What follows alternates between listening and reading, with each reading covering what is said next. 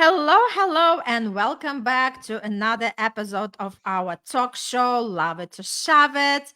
And as always, we bring amazing guests to our shows with different topics. It's all about us, what we are doing in this world, and how we can navigate this beautiful life with ease and grace.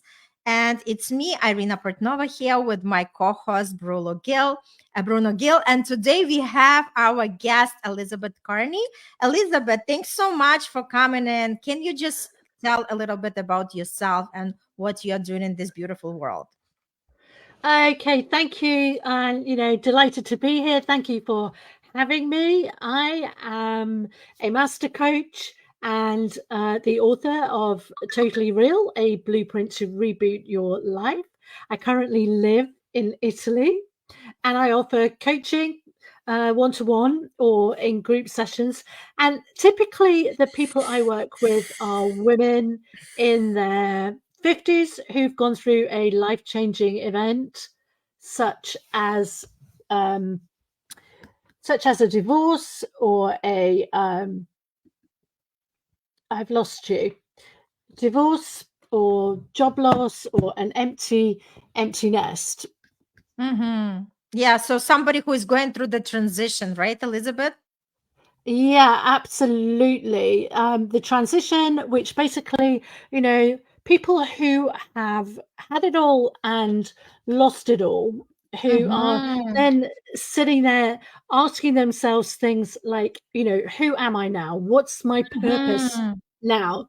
Because, was it meant to be like this? They've had a great job, they've had a great marriage, they've had, thought everything was great, and then suddenly they get substituted in so many different areas. And believe me, when I was writing the book, so many women said to me, "You're telling my story." So it happens over and over and over again. And so my mission is to, well, I'd love to stop it, but inevitably that is never going to happen. So my mission is to help women who are going through things like this, to demonstrate to them that they are not on their own. There are other people going through the same things, and it is possible to reboot, to pick yourself up from that place where you think everything has gone wrong and you're so stuck and so confused and you don't know which way to turn. But it's possible to pick up and start living the life you want on your terms.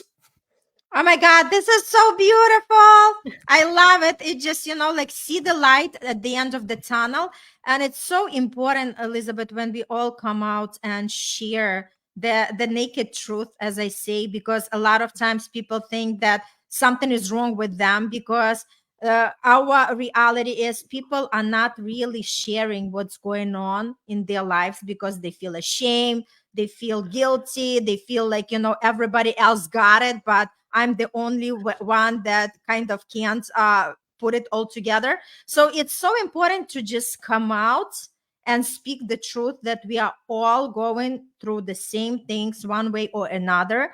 And if there is no struggle, there is no point of life because we are all here to become a best version of ourselves, and we're all here to overcome these challenges in life, understanding that the power that we have in within is so much greater as any other circumstances around us. I love what you're doing. And today we have the beautiful topic of life is the inside job, finding your true self. Can you share a little bit more about that? Yeah, absolutely. Because the way we are brought up in society, it, it facilitates us to rely on everybody else to validate who we are. So, when we're born, it's our parents, and then it's our school teachers and our friends, and then people at university, and then our partners, and so on. And often we're always looking to those other people to tell us who we are and who we should be. And what tends to happen is people often put on a mask or more than one mask, depending on where they are. So the person they truly are, or who we truly are is hidden, because we are being, the mother, the daughter, the lover, the wife, the whoever, the employee, the boss, we're always being something that is expected by other people, whereas in reality our true self is inside. And because ultimately we are love, there isn't anything else. We are all connected through time and space and infinity and all the rest of it. There is no separation. So essentially the whole thing about true love is it starts with you loving who you are and not relying on other people to validate who you are. And if you truly love yourself, then you can be authentic.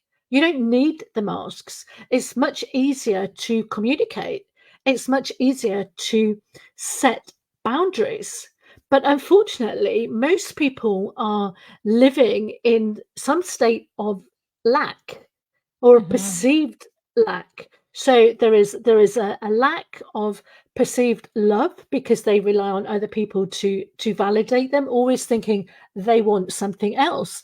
And if you feel like you lack something, then that becomes your reality, and there will be always more lack. And if that applies to love, then less love. If it applies to money, less money, and so on.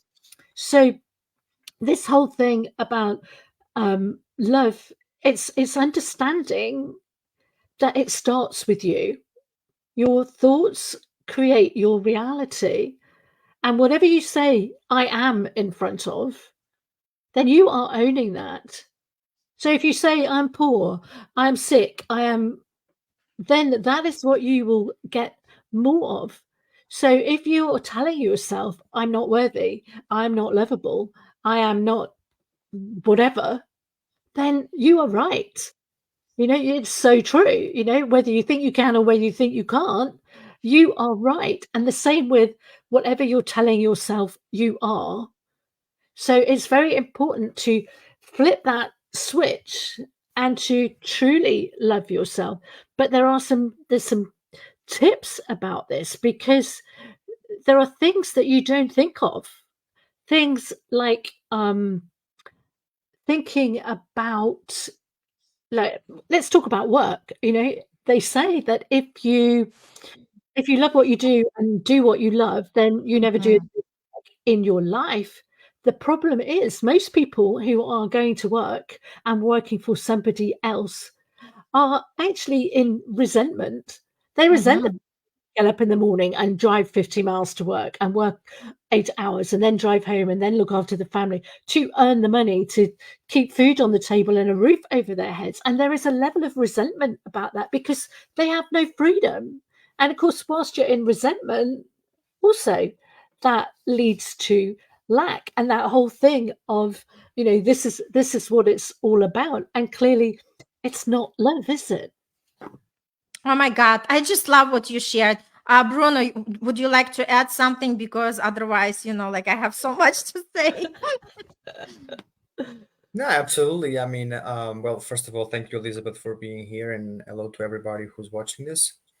Um, it's like there's so much. Like, I mean, I think we could spend like 6, 7, 8 hours talking about this, maybe a whole day, because there's so many points to touch on. It's not easy. What you were talking about, Elizabeth, is straight on point, 100% correct. And in general, this is all about our own conditioning, right? It's what we are primed to believe since the moment we grow up, right? Absolutely, And it's conditioning. yeah, Yeah. absolutely, it's conditioning, right? So, and I completely understand that. I also had to break out of my own conditioning. And it's interesting because it's like I'm from a different generation, right? And so I wouldn't say that we experience the world the same way. We just have different ways of being because we were raised in different cultures, right? um, because even if, for example, Irene is Ukrainian and you, Elizabeth, you are British, I presume, and I'm Yeah. Portuguese. So we all have European backgrounds, right? The European culture by itself has also increased, changed, like had its own evolution for itself, right? And so when we talk about different generations, everything is different, right? Because it's a completely different world. It's like I myself had to go through my own conditioning, like break out of it. I went through my own conditioning to then understand my conditioning and being brave enough to break out of it, thankfully. And it's interesting because honestly, it's very interesting because like it's a much more open world and it has its positives and negatives. You could say it's easier to break out of your own conditioning because you have access to more reliable information, but it's also harder to break out of your own conditioning because you also have more access to information that is not reliable at all, right? Mm-hmm. And it's the people that you listen to and the videos you watch and the things you read and and all those kinds of things, right? And yeah, so it's still a 50-50, like it's a binary world. There's no yin without the yang. And so if we live in extreme world, it's extremely good but extremely bad as well, right? And it's an Yeah. extreme world. Yeah, I mean, I do believe that it's an extreme world because people by themselves are extreme and people are the ones who make what the world is. Every single day people wake up and they make the world work. They make the money flow. They make the businesses work, right? They make capitalism be what it is. I figure that if people broke out of their own conditioning, there would be no capitalism. There would be no nothing else. But that's because people find what their true nature is, right?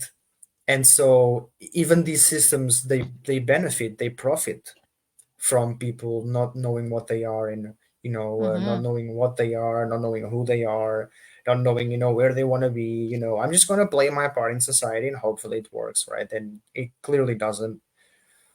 But I think Mm. breaking out of our own conditioning is allowing ourselves, and this is why I'm a self-love coach in the first place, is because I want to help the world, in this case women, break out of their own conditioning, but not in terms of like completely redefine their own life, because certain things don't have to change, right? The only thing that has to change is the allowance that women give to themselves, that I want to help women understand. Look, I am worthy of self-love, and that's what I want women to understand. And I want women to just simply break out of their own conditioning by not believing that the only thing they're worth for or they should do or they should be is a partner to somebody else, or like to nurture somebody else's needs because their mother did that with their father, or because their religion tells them that, or because the environment they're in tells them that as well,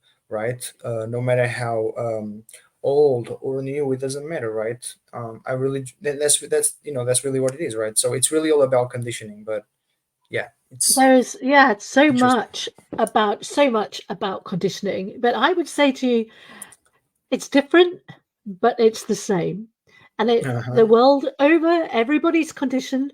Everybody's in some kind of society or another. Everybody's conditioned in one way or another. The conditioning is just different. And Mm-hmm. even across generations, the conditioning may be different. Conditioning, especially in some cultures, is different for males and females. There are different roles that they're expected to play Mm-hmm. in society. But at the end of the day, there should be no difference. We are all humans, we are all human vessels.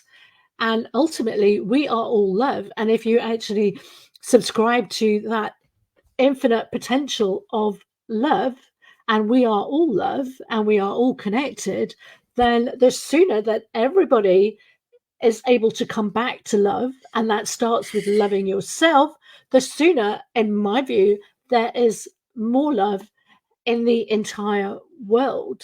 So, this whole stuff about going about life, seeing what you can love about everything that happens, understanding what, even in the things that maybe you're denied or you think you haven't got, understanding where's the love in that, where's the positivity in that, rather than, you know, sitting as the victim all the time.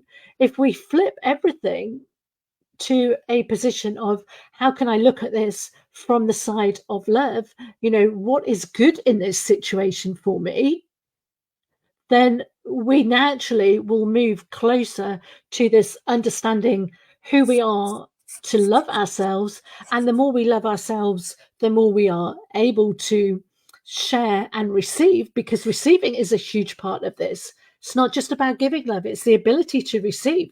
And many, many women, as you have touched upon, are conditioned to give, but they are almost incapable of receiving, perhaps in the right way.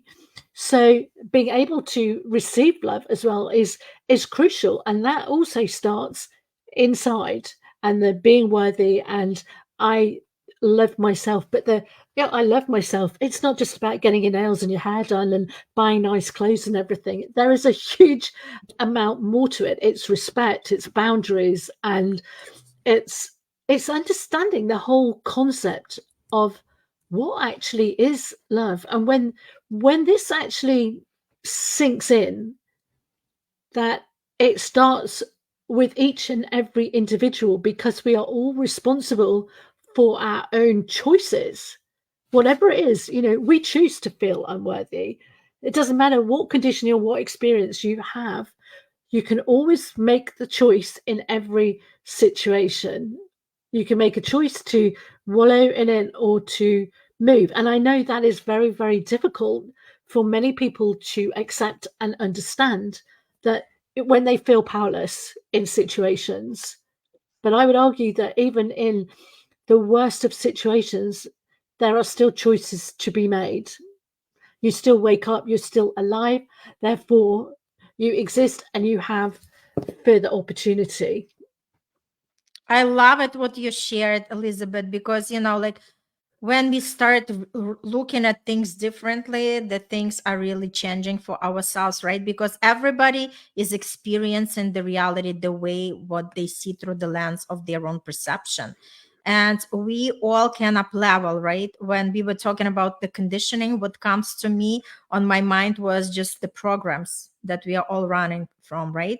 So everybody is having their own programs, paradigms, right? The programs that we have, our belief system. There are things that, you know, like just something that really is important for us, and the way we look at life from our prism. But the idea is that we all can upgrade that programming, right? We all can tune into something that really matters to us. And that's exactly what we are doing with this self-discovery, with that work, when we are working on ourselves and we understanding ourselves. That's what means to find your true self. And again, this is like a process. You just, like, you know, going from layer to layer to layer. So we continuously changing, and this is the process that never stops. As long as we are breathing, we keep growing, and we keep rediscovering, and we keep upgrading our belief system. Everything is changing, right? Because that's how life is. But I have a question for you, Elizabeth. So if we're Okay. talking about finding your true self, obviously you have to understand yourself and learn how to love yourself. So how does that self-love reflect on the love relationships? Or like, how is it helping us to understand our partner or to attract the right partner? Okay, it's very interesting. I was talking to somebody else about this earlier on today, and there's a bit of alchemy in process here, in the sense that when you buy into this concept of love for itself, and the whole concept of love and loving yourself, then what you want in that partner, you create that. You know, we can create everything. So we create the man or the woman that we want to love, and effectively we call them in to fit into that construct that we have made. That, you know, and it's much easier then to meet on a level where you can connect where the person, everybody's got baggage. Everybody has baggage. Everybody's been through things. Everybody is struggling, and people are running scared in fear of getting into another relationship. And, but then accepting them for who they are at the time, it also enables them to wake up the conditioning that they have and to make different choices. So it really is about, I don't want to say meeting in the middle or anything like that, but a big part of it is understanding the components of your own self, the masculine and the feminine side, and merging it all so that you can be a whole person, that it's all merged in all aspects of yourself as a person that is capable of giving and receiving love. And then to understand what is it you want in a partner to attract them in. And if you are whole, if you are self-accepting, if you are authentic and loving yourself, then that person should come into you. I have a friend who has just been through a process whereby she has done exactly that. And she is now in a relationship for the first time in 20 years. Ooh. And basically, it was all about uniting the different parts of herself and understanding herself first before looking for somebody else. She does not need this person to validate her and to make her whole. She is whole going into the relationship probably for the first time. And so that is turning into a beautiful relationship. And the two of them are, interestingly, they're glowing, they are looking better, looking younger, looking, you name it.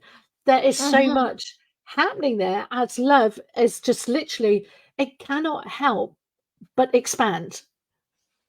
Yeah, the I more love we what you focus on shared. it. Yes, Elizabeth, it's so important, right? Because as you are talking about, and this is something that I was thinking about the other day, it's like when we get into the relationship in the young age and married, right? We do not even know what to look for in the partner. Okay, yes, like physical attraction, some things you're looking for, a couple of things in common, but nobody really sits down and actually writing out what do I want my ideal partner to be like. Why? Because nobody was teaching us, and we were all again coming from this limitation that we can't have it all, right? And a lot of times that's what happens in the society. Sooner or later these relationships are falling apart, because when people are realizing that rather than growing together they grow apart, and then they become more conscious that they can actually attract the partner that they want, but now they are more in that field of, okay, let me sit down with the paper and pen and let me write down what exactly do I want. Sometimes even like that little question that we are asking ourselves is so crucial, and Yeah. sometimes it takes weeks to figure out and put everything into the list. Sometimes you start dating and you see some traits that you want to have in your ideal partner, you just write them down. Or sometimes you're like so turned off with something that these guys are doing, and you're like, no, I know that Yeah. this is going to be the opposite that I want in my new relationship, right? But the point is, nobody is teaching this in schools, in our families. That's why coaching comes into the place, and how important it is to have the coach by your side to really guide you, to really direct you. And coaching is different than therapy, right? Because coaching is more like about looking in the future. I don't care about your past, just past, leave it behind. Let's start from this point on and let's create the life that you want. And I wish more people tap into that, because there are still a lot of skeptical people, because everybody is just using their logical mind. But again, like I said, everything is energy, and where we direct our energy, that's where we receive the results. Absolutely. Absolutely. And I start with, what's critical to resolve right now. It doesn't matter what we're looking at, whether it's a love relationship or a business thing, or your whole life has imploded, whatever it might be. It's like, what's critical to resolve right now? what is the issue that we're looking at? What is draining your energy? What is keeping you awake at night? What are the things that are really troubling you? I don't want to we need to dig around a bit to find out what is that doing to me now, and then look at, okay, so if this is where you are, where do you want to be instead, and what is holding you back from there? So you do have to know where you're at and what is causing that issue, and some of it is practical and some of it is not so practical. Some of it is the healing stuff, the uniting who you are, the getting rid of limiting beliefs and all that kind of stuff, which is why my coaching's different, because I just blend the for want of a better word, the practical and the woo-woo, and it works on every level.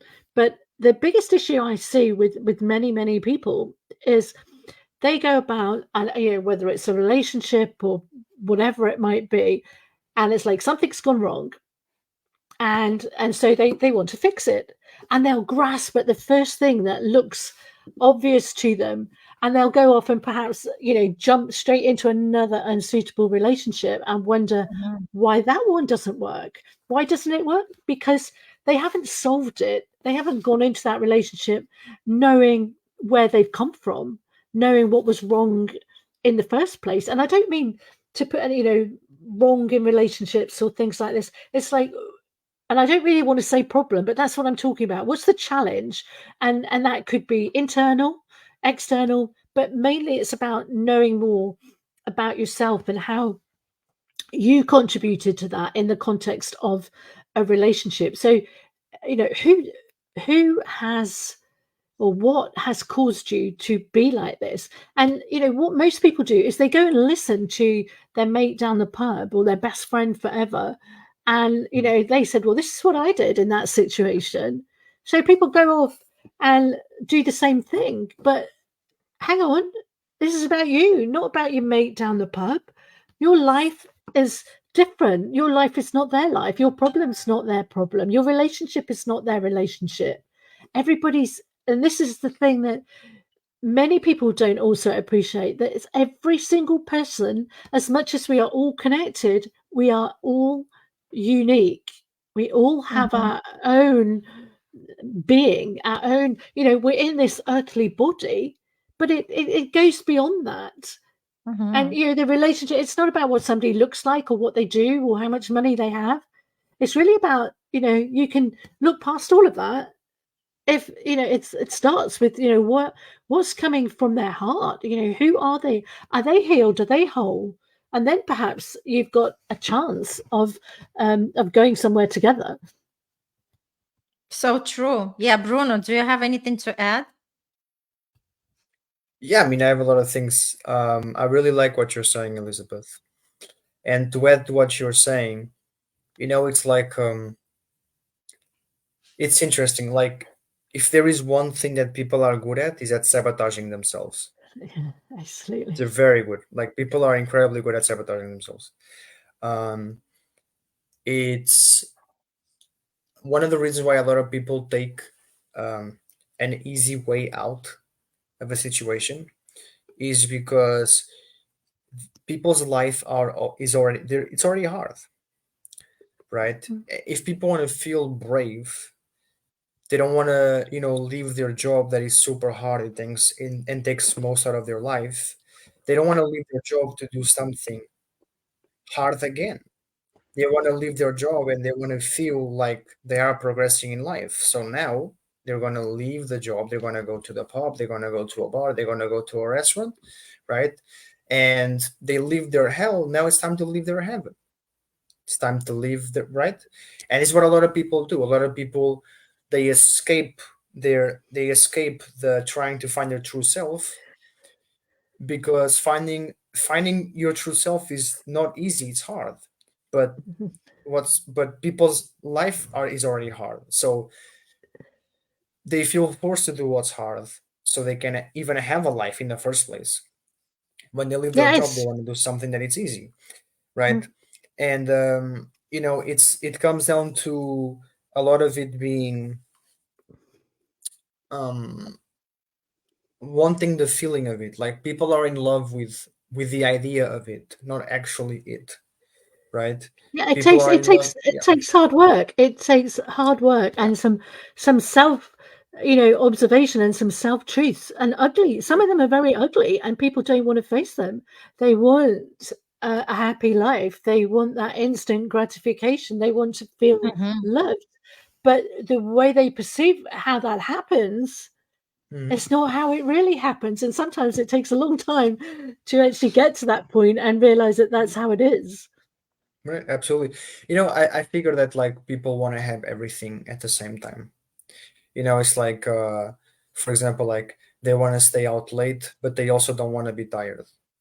They want to, like you know what I mean? It's like people want to do everything and anything and still end up the way they want to end up. But that's not really how it goes, because certain habits don't give you anything but bad results, and certain habits don't give you anything but good results, and that's what it is. It's like your habits do make up your life, right? And I think, like, at the end of the day, if you think about it, like every single thing in this world is made for you to escape isolation, right? Like back then boredom was good, right? Nowadays boredom is unbearable, right? People can be bored and see it as a positive thing, as, you know what, I'm going to look inside of me. Boredom nowadays means, oh crap, I'm going to cry miserably in my bed because I'm bored and I have no friends, right? Because people like expectations of success, they are always looking outward. They're always looking Mm. outward. They're always looking, like outside. If I go to this bar and I take this photo, oh, 10 out of 10, you know. I mean, screw the moment. I want the photo. I want the Yeah, yeah. video, right? You know what I mean, right? So like and a lot of people, like, it's a lot like that, right? So, and It it's is, and unfortunate. people are not present. Absolutely, that is what I pick up from that. They're too busy taking the photo, taking the selfie, videoing everything. They're not present. And the thing is, when Yes, you're not present, you're not even present with yourself.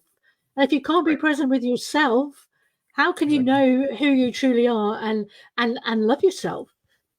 Exactly. And that's kind of my point. It's this expectation of, no, success is outside of me. Success is Yeah, making my family happy. Success is making, you know, I'll make me happy, sure, but I'm not the reward. The reward is everybody liking me, everybody loving me. It's like in Portugal. I'm gonna say it in Portuguese and then I'll translate it to English. So in Portuguese we have this saying. It's like a traditional saying, right? Like you have it in English, right? Traditional sayings, right? That is, nós não podemos agradar gregos e troianos. And so in English this means you cannot please Greeks and Trojans, right? And this saying comes out of back then in ancient Greece, right? For some time, Greeks and Trojans, Greece and thing, right? Because of the Trojan horse, right? Um, that's all that people knew of the world, right? When you'd say like conquering the world, you'd say either conquering Greece or conquering the Trojans, right? That's all that it really was. That was known at the time, that the main place where the most abundance of, like, of money and everything was. That's what history says, right? That was really known. Now, um, funny enough, you cannot please the entire world. Right, and this is what people are fantasizing about every single day. It's like, one day soon I'm gonna have 8 billion people liking me, and nobody will say bad things about me, and everybody will want this and want that. And when it comes to self-love, you're not like loving yourself. What you're doing is like you're expecting other people to love you, right? yeah, It's this thing of like people are not taking accountability for who they are and what they want to do, and that prevents them from finding their true self, right? Taking accountability is super important.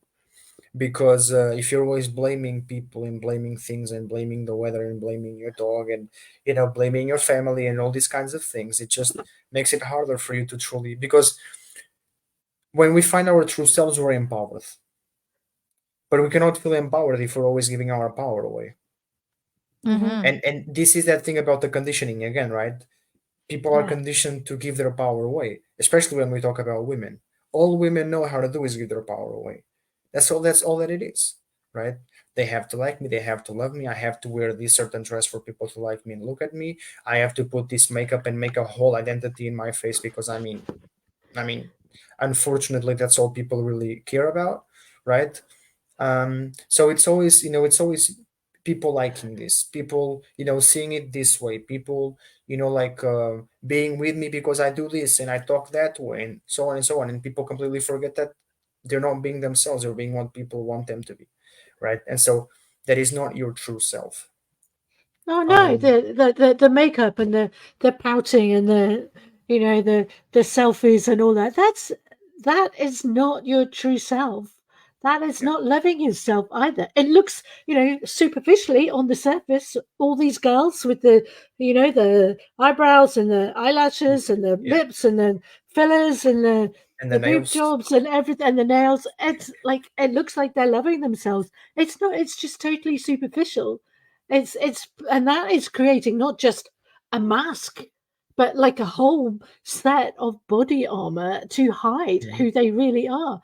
I Exactly. get very frustrated when I see a lot of these really truly beautiful girls underneath some of and they've put so much stuff on themselves that you cannot see the beauty that is underneath. They cannot see it, and they think they have to be like something else. And the Yeah, way, we think that it's bad now, but every society it has been the same. You could go back to the Victorians, and you had to wear your corset and have your teeny tiny 18-inch waist, mhm, and that people nearly died because of being laced into those corsets because that was the shape that a woman had to be. And it was different. They didn't have all the makeup on their face and the eyebrows and all the rest of it, but there were other things. So what I'm saying to you is I don't think this is new. There is always something. It just presents itself differently. There are mhm. always ways for people to hide and to hide behind the confines of conditioning and what a society expects of them. Nah, and you know what? Like, I love that. Like, it definitely ain't you.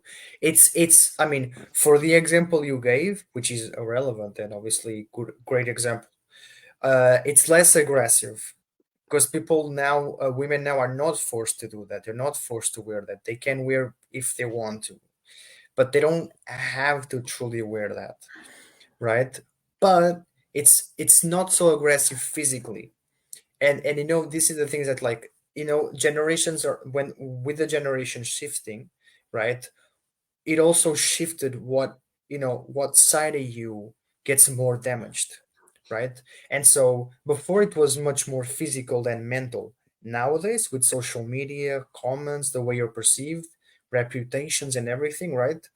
Now it's much more mental than it is physical. And when it comes to mentality, oh my god, like, when you talk about psychology and emotionality, in my views, in my eyes, like, so much worse than physical. Yeah, yeah. There is a lot of emotional and mental, but I would suggest that, especially with the advent of all this social media, that there is a physical aspect. It's not it through the constraining of, the way clothes are, but there is this pressure to look like the airbrushed pictures that they see on the billboards and in the magazines. Yeah. And there are young girls who are thinking, who are thinking that they're too fat and they're ugly and all the rest of it because they don't look like that.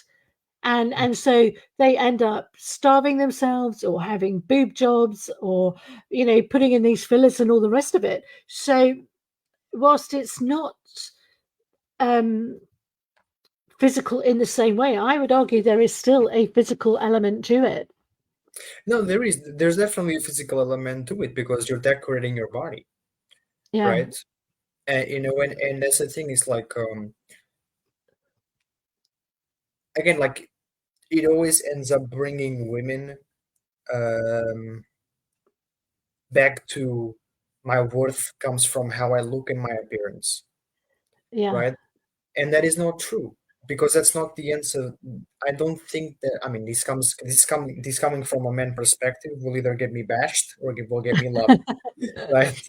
But I don't think a feminine essence comes from the way you look. It's much more about like your own the own empathy and intimacy that you have with your own self, right? And much more how you nurture yourself. And yeah, but yeah, we're coming to the end of the episode. So Liz, it was awesome to have you.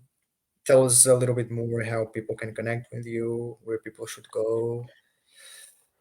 Okay, well, yeah, it's been great being here. Interesting discussion. We could talk about this all night. Even as you say, they were from different generations. There are lots of things that are, you know, in common that we have. Things have changed. They've shifted a little. They haven't changed completely. And so, you know, tools for it's really about watching your thoughts. That would be my first piece of advice to everybody. Mhm. Watch your thoughts, because your thoughts create your reality. And wherever you are, the thoughts, create your emotions. And then that creates your actions, what you actually do, and that creates your life. So it's really to be thinking about, what are you thinking, what do you think when you wake up in the morning, what do you think when you go to bed, and somebody it was saying the other day, people are waking up going, oh, I don't have enough, and it's another awful day and all the rest of it. But hey, you woke up, you're still here, you're still alive, Mhm. you still have the chance to do whatever you want. You still have time to have a relationship, you still have time to create more money, you still have time to do what you want, you still have the choices. If you've woke up and you are still alive, you've got opportunity to, even if your choices are not vast. Some people might find themselves in a life limiting situation, but you still have choices how you deal with that. Somebody I know recently, an old guy, died. He was painting pictures and cracking jokes and doing right to the very end. He knew he was dying, but he chose a way to deal with that. And everybody, he could have been there, oh, I'm dying, and oh, I haven't got long left, and all the rest of it. Instead, he was creating pieces of art and giving them to people, and that's my point.